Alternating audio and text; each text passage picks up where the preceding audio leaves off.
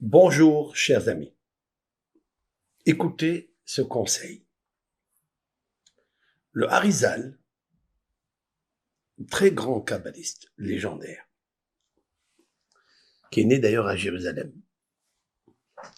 et il habitait à Tzfat, a dit une astuce, une ségoula, comment évacuer les stress, l'angoisse, et donner de la joie à l'intérieur de nous-mêmes. Comment évincer les troubles de mauvaises pensées négatives et maléfiques. Comment recevoir la joie toute la journée. Je vous ai fait un croquis ici, et vous allez bien comprendre ce que je veux. Ici, il y a 5 lettres. La lettre Aïn, 70. La lettre Tzadik, 90. La lettre Shin, 300. La lettre Yud, 10. Et la lettre Yud, 10. Ce sont des noms très sains, très purs, à penser uniquement. Je vais expliquer cela. Donc, ces lettres-là, Aïn, Tzadik, Shin, Yud, Yud, voilà ce qu'il a dit. Une personne qui se voit dans la nuit ou avant de dormir, troublée par une insomnie de fleuve de mauvaises pensées, même de la haine, hargneux, haineux, ou bien des pensées maléfiques, sexuelles ou autres. Il devra mettre devant lui cette phrase. Enfin, ce sont des lettres. Aïn, Tzadik, Shin, Yud, Yud. Pourquoi?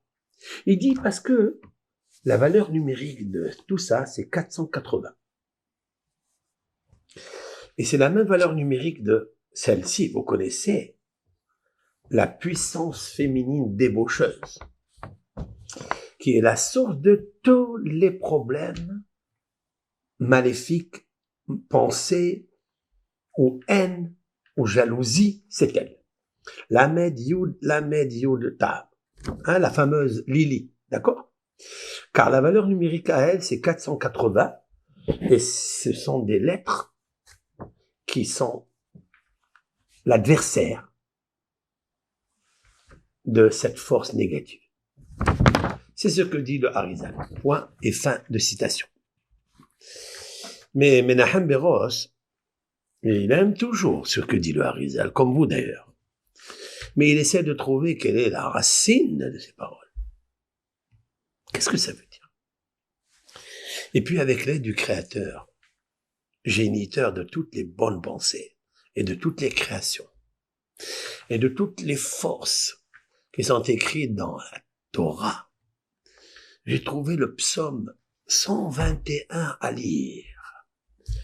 Vous allez prendre le psaume 121, d'ailleurs, on le lit toutes les nuits, que ça soit dans la prière de Arbit, celle du soir, parce que là commence la nuit, la Yud, la Lili, Laïla, qui veut dire la nuit. Donc, comment combattre cette force négative qui va venir tourner autour de moi et même me booster à aller vers l'extérieur et aller regarder des forces étrangères et aller commettre n'importe quelle désobéissance à Dieu pour le plaisir personnel de l'égoïsme. Ainsi est fait l'homme. Alors, le psaume 121, il m'a paru quelque chose de très beau. Je viens de comprendre à l'instant, vraiment, pourquoi ce psaume est lu la nuit. Et qui a dit ce psaume? C'est Yaakov Avinu. Yaakov, notre patriarche. Shir la Ma'alot et Sa'ena et Harim. Je lève les yeux vers les montagnes, mais Aïn Yavo Ezri. D'où va venir mon aide? Vous continuez le psaume. Nous l'expliquerons un jour en profondeur, avec de belles et mystérieuses explications. Cependant, quand j'arrive dans le verset 3, il dit, Aliten lamot raglecha, al yanum shomrecha. Je traduis, il ne permettra pas que ton pied chancelle. Celui qui te garde ne s'endormira pas. C'est quoi la notion d'un pied qui chancelle. De quoi il parle?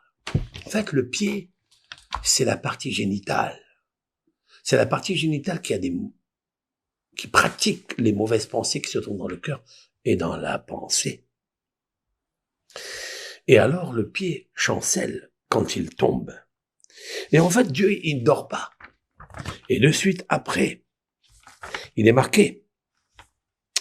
Hine lo yanum velo ishan shomer Israël. Non, certes, il ne s'endort ni ne sommeille celui qui est le gardien d'Israël. Il parle de s'endort, il parle de sommeil. Donc on parle ici de avant le sommeil. Alors qu'est-ce qui est vital pour me sauvegarder? Il faut que je fasse moi quelque chose. Le psaume dit dans son verset 5, et là, le secret apparaît. Adonai shomrecha, je vais traduire, c'est l'Éternel qui te garde. Adonai tzilecha al yad yaminecha, l'Éternel qui est à la droite comme ton ombre tutélaire. Tutélaire. Qu'est-ce que ça veut dire? Que Dieu, il est à ta droite. De quelle droite? La droite, c'est la force.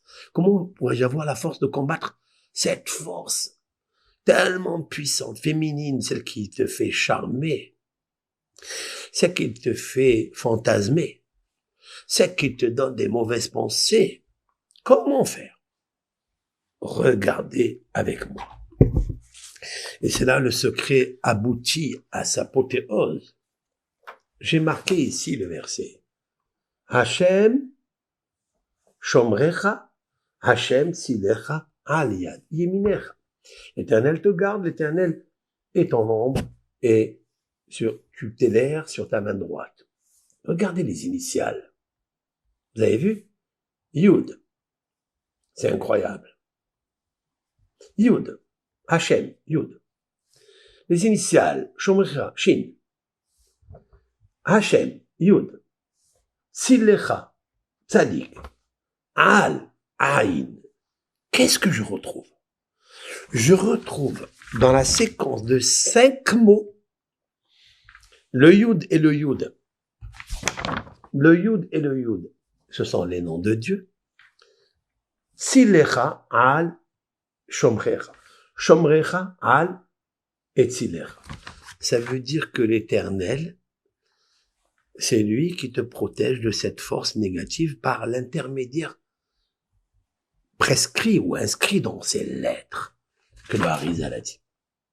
Donc, ce sont des lettres que le roi, Yaakov Avinu, c'est un roi d'ailleurs, aussi, Moshe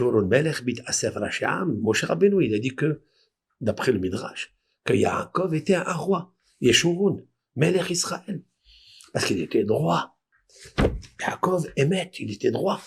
Dieu lui a révélé dans ce psaume les 5 lettres que le Harizal a dit. Et ça, c'est magnifique.